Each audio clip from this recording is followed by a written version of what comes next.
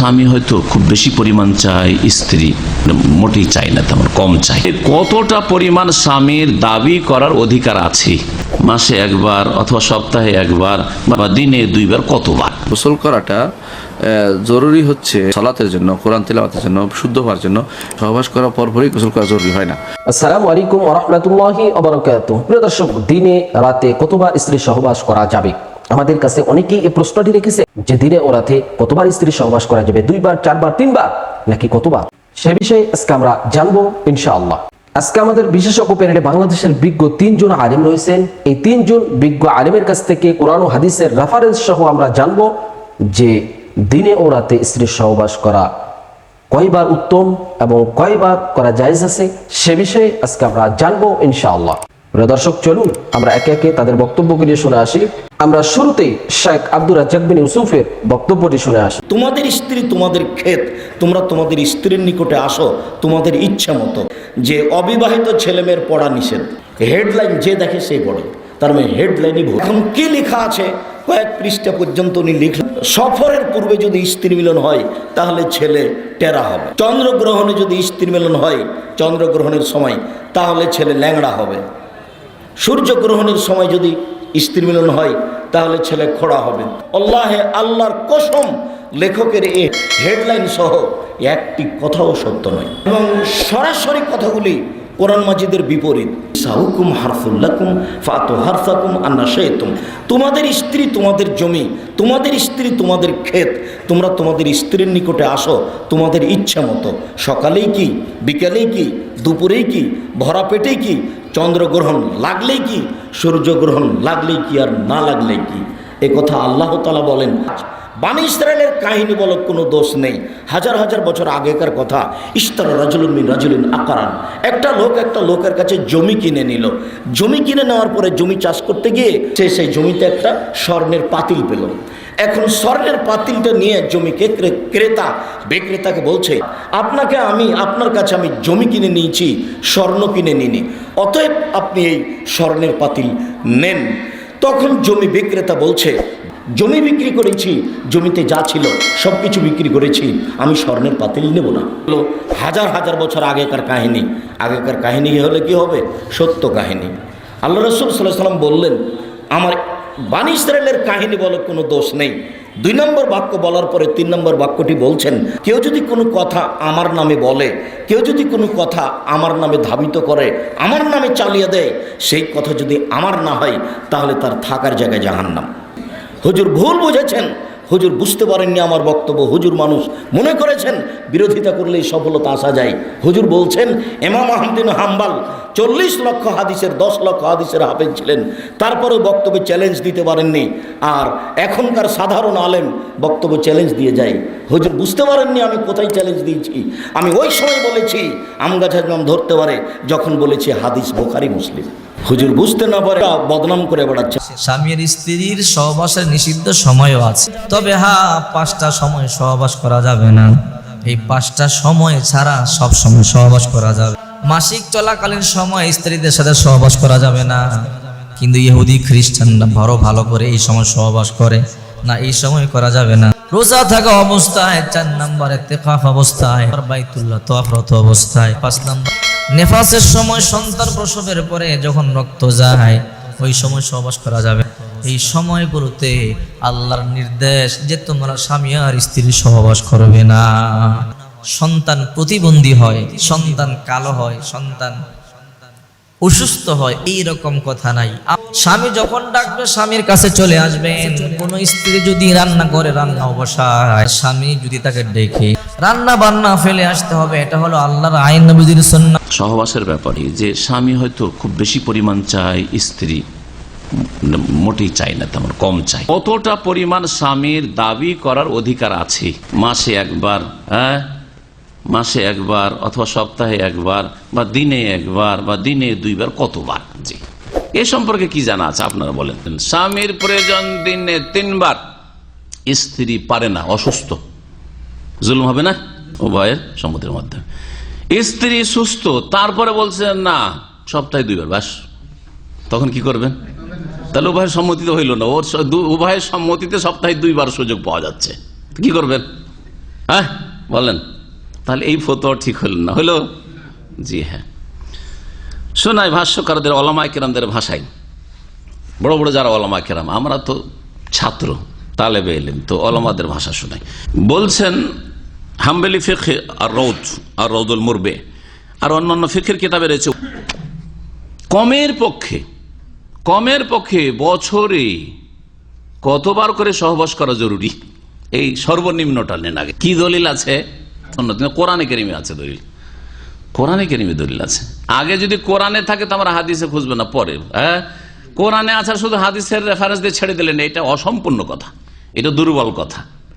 একটা মাসলা কোরআনে কারিমে আছে অথবা রাসূলুল্লাহ সাল্লাল্লাহু আলাইহি ওয়াসাল্লাম হাদিসে আছে, বলছেন ওমর রাদিয়াল্লাহু তাআলা এই কাজ করেছেন, সেই জন্য এটা চলবে না, এটা চলবে না। এটা কোন স্বামী যদি কসম করে যে আমি আমার স্ত্রীর কাছে যাব না, আমার স্ত্রীর কাছে যাব না, স্ত্রীকে হয়তো একটু শাসন করার জন্য অথবা রাগ করি অথবা যে কোনো কারণে আমি স্ত্রীর কাছে যাব না, সর্বঊর্ধ্বে কতদিন যাব না বলে থাকতে পারে? 4 মাস। এটাকে ইলা বলা হয়। 4 মাসের বেশি এইরকম কসম করে আলাদা পৃথক থাকা জায়েজ নয়। তাহলে 4 মাস হয়ে গেলে কি করতে হবে? হয় রাখো, তাহলে যাও স্ত্রীকে কাছে নিয়ে আসো, হ্যাঁ, তার সাথে মিলন করো, আর না হলে কি করো? বিদায় করো। আল্লাহ পাক বলছেন যে যারা তাদের বিবিদের সাথে ইলা শপথ করে যে আমি যাব না আমার স্ত্রীর কাছে 4 মাস, তারাব্বসু আরবাতে আশহুর, আল্লাহ বলছেন প্রতীক্ষা করবে 4 মাস। ব্যাস, আরবাতো কি? আশহুর, 4 মাস, 4 মাসের বেশি না। 4 মাস পরে আদালতে অথবা কাজীর কাছে, অথবা যে দেশে আদালত মানুষের তৈরি করা ইসলামিক আদালত নেই, কাজীও নেই, মুসলিম রেজিস্টার্ড কাজীও নেই, তাহলে আলেমের কাছে, হ্যাঁ, সমাজের কাছে বিচার চাইবে মহিলা এবং 2-এর 1 করতে বাধ্য করবে। হয় তুমি স্ত্রীকে ফিরিয়ে নিয়ে আসো তোমার ঘরে, আর না হলে তালাক দিয়ে দাও। আল্লাহ বলছেন হয় ফিরিয়ে নিক, 4 মাস হয়ে যাচ্ছে, ফিরে আসো তাহলে ভালো কথা, আর না হলে যদি তালাক দিতে চাই তো আল্লাহ পাক গফুরুর রহিম, ঠিক আছে তালাক দাও। কিন্তু এইভাবে ঝুলিয়ে রাখতে পারবে না 4 মাসের। 2 বছরের জন্য অনেকে ঝুলিয়ে রাখছেন, কেউ 3 বছর 4 বছর ঝুলিয়ে রাখছেন। ছুটি মালিক দিচ্ছে, বলছে ভাই পয়সা নেই যাওয়ার 4 বছর। আমি এইরকম লোকগুলোকে বকা দিই, কিছু বেশি টাকা নিয়ে যাব সেই জন্য 2 বছরের ছুটি, টিকিটটাকে নষ্ট করছে মালিক, টিকিটের একনিষ্ঠ কোনো পয়সাও দিচ্ছে না, তারপর ও যাবে 3 বছরে, যাবে 4 বছরে, 2 বছরও হয়ে যায়। আর যদি আমাকে সে বলে যে আমি বাড়ি যাই না, কেন বাড়ি যাবো তুমি? মালিক টিকিট দেয় না, বলছে টিকিট দেয়, তারপর যাবে না। আমার কাছে বকা, ঘর বাড়ি করবেন, জমি কিনবেন, আর এই করবেন সেই করবেন, সেই জন্য আপনি স্ত্রীর হক আদায় করতে এরকম ত্রুটি করছেন না, মোটেই জায়েজ না। বছরে কতবার তাহলে যাওয়া আবশ্যক? হ্যাঁ, 3-4 12, 3 বার। তাই বলছেন যে স্বামীর জন্য সহবাস করা ফরজ যদি শারীরিক শক্তি থাকেন, কাদার আলে শারীরিক শক্তি থাকে, বছরকে 3 ভাগ করে, মানে 4 মাস পর পর, মাররাতান একবার, 4 মাসে একবার, বেতালাবি জাওজাতে যদি স্ত্রী তলব করে, ডিমান্ড করে।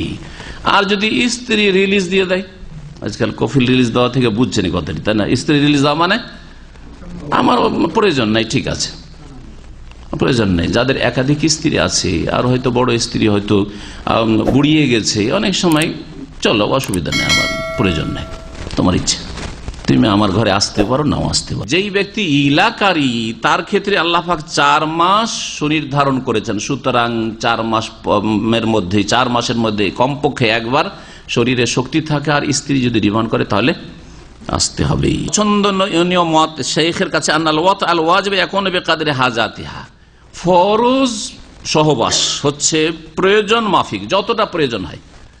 স্বামীর হয়তো প্রয়োজন হচ্ছে সপ্তাহে 2 দিন, 2 দিন হলে যথেষ্ট, তাহলে এটা হচ্ছে ওয়াজিব। এইরকম স্ত্রীর প্রয়োজন, তারও খেয়াল লাগবে। ওর প্রয়োজন অনুযায়ী ওয়াকুদরাতির, স্বামীর শক্তি অনুযায়ী, তাহলে স্ত্রীর প্রয়োজন আর স্বামীর ক্ষমতা। স্ত্রীর হয়তো প্রয়োজন খুব বেশি কিন্তু স্বামীর ক্ষমতা নেই, তাহলে করবেটা কি? তাহলে দুটোকে মিলিয়ে সহবাস ওয়াজিব হয়। স্বামী স্ত্রীকে ভরণ পোষণ দেবে, কতটা দেবে? এই ক্ষেত্রে একই কথায় ওই কথাটি ফিট হবে। বেকাদরে হাজাতিয়া, স্ত্রীর বা তার ছেলে মেয়েদের কতটা প্রয়োজন, অকুদরাতি আর স্বামীর কতটা ক্ষমতা। হয়তো স্ত্রীর প্রয়োজন মাসে 10,000 টাকা, কিন্তু স্বামীর বেতন 10,000 জুটাতে পারে না, নিজের খরচ আছে, আরো বাপ মাকে কিছু দিতে হবে। মিলিয়ে দেখা যাচ্ছে যে স্ত্রীর প্রয়োজন যদিও 10,000, কিন্তু আমি 7,000 দিতে পারছি, তো 7,000ই চলতে হবে। সহবাসের ক্ষেত্রেও আর ভরণ পোষণের ক্ষেত্রেও। সৌদি আরবের প্রধান মুফতি, পুরাতন মুফতি, মানে বর্তমান যে প্রধান মুফতি রয়েছেন তার নাম হচ্ছে শেখ আলে শেখ, মানে শেখুল ইসলাম মোহাম্মদ আব্দুল্লাহ রহমতুল্লাহ আলের বংশের। আর তার আগের প্রধান মুফতি ছিলেন শেখ আব্দুল আজিজ ইবনে আব্দুল্লাহ বিন বাজ, সংক্ষেপে ইবনে বাজ বলা হয় রাহিমাহুল্লাহ, তার আগের প্রধান মুফতি। এখন সর্বনিম্নটা জানার পরে বেশি কতটা, দিনে কতবার বা সপ্তাহে কতবার, এই ক্ষেত্রে বলছেন ওয়ালাহুল ইকসারু মিন যালিক, স্বামীর জন্য বেশি বেশি সহবাস করা জায়েজ রয়েছে এবং অধিকার রয়েছে। লা ইয়াতাহাদ্দাদু বিহাদ্দিন, তার কোনো সীমানা নেই যে এর 2 বারের বেশি চলবে না, দিনে 3 বারের বেশি চলবে না, এরকম কিছু নেই। ওয়ালা ইউকাইয়াদু, আর এটা কোনো কিছুর সাথে সম্পৃক্ত নাই যে শুধু রাতে চলবে, সকালে চলবে না, দুপুরবেলা চলবে না, অথবা ভর পেটে চলবে না, খালি পেটে চলবে না, বিকেলবেলা চলবে না, আসর পরে চলবে না, এইরকম শরীয়তে কোনো বাধ্যবাধকতা নেই। পর্যন্ত স্ত্রীর জন্য ক্ষতিকর না হয়, এটা অবশ্যই শর্ত।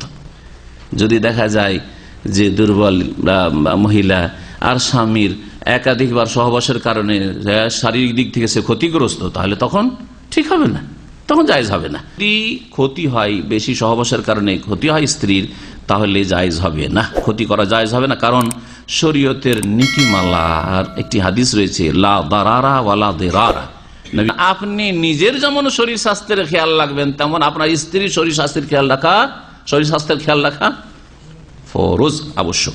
হাদিস মুসনাদ আহমদে রয়েছে, ইবনে মাজায় রয়েছে, আরো হাদিস রয়েছে আবু দাউদ, নাসাই, তিরমিজি, ইবনে মাজায়। মান দাররা দাররাহুল্লাহ, যেই ব্যক্তি অন্যের ক্ষতি করবে আল্লাহ তার ক্ষতি করবে। সুতরাং যদি দেখা যায় যে স্ত্রীর ক্ষতি করছে যৌবনের তাড়নায়, তাহলে আল্লাহ তার ক্ষতি সাধন করবেন, আল্লাহ তার কল্যাণ করবেন না, এদিকে খেয়াল রাখতে হবে। প্রিয় দর্শক, এতক্ষণ আমরা শুনছিলাম বাংলাদেশের বিজ্ঞ 3 জন আলেমের কাছ থেকে যে দিনে 2 বার 3 বার 4 বার স্ত্রীর সহবাস করা যাবে কিনা, এবং কেউ চাইলে দিনে একাধিকবার স্ত্রীর সহবাস করতে পারবে কিনা, সে বিষয়ে আমরা শুনছিলাম বিজ্ঞ আলেমদের কাছ থেকে। প্রিয় দর্শক, স্ত্রী আপনার জন্য, প্রত্যেক স্বামীর জন্য তার স্ত্রীকে হালাল করেছেন আল্লাহ পাক রব্বুল আলামিন। এই জন্য আপনার শক্তি অনুযায়ী, আপনার দুজনের উভয়ের মিল অনুযায়ী যতটুকু পারবেন, 1 বার 2 বার 4 বার, আপনার যতটুকু ইচ্ছা আপনি করতে পারবেন, বিজ্ঞ আলেম রামাগণ এই কথাই বলেছেন। প্রিয় দর্শক, আমরা এখানে বিজ্ঞ 3 জন আলেমের কথাগুলি শুনলাম। এই 3 জন বিজ্ঞ আলেমের মধ্য থেকে যার কথাগুলি কোরআন ও হাদিসের দলিল ভিত্তিক মনে হবে, আমরা তার কথাটাই, তার মতটাই গ্রহণ করে নেব ইনশাআল্লাহ। প্রিয় দর্শক, সর্বোপরি আল্লাহ তাআলার কাছে দোয়া করি, আল্লাহ তাআলা আমাদের সবাইকে যেন, আমরা যেন স্ত্রীদের সাথে ভালো ব্যবহার করতে পারি, তাদের চাহিদা অনুযায়ী আমরা যেন ভালো ব্যবহার করতে পারি, আল্লাহর হুকুম অনুযায়ী, রসুলের আদর্শ অনুযায়ী আমরা যেন তাদের সঙ্গে ভালো আচরণ করতে পারি, সে তৌফিক যেন আল্লাহ তাআলা আমাদেরকে দান করেন। প্রিয় দর্শক, আমরা একেবারে ভিডিওর শেষ প্রান্তে চলে এসেছি। আমি মিনারুল ইসলাম আজকের মতো এখানেই বিদায় নিচ্ছি। দেখা হবে অন্য কোনো ভিডিওতে। সে পর্যন্ত সকলে ভালো থাকবেন, সুস্থ থাকবেন। আসসালামু আলাইকুম ওয়া রাহমাতুল্লাহি ওয়া বারাকাতুহু।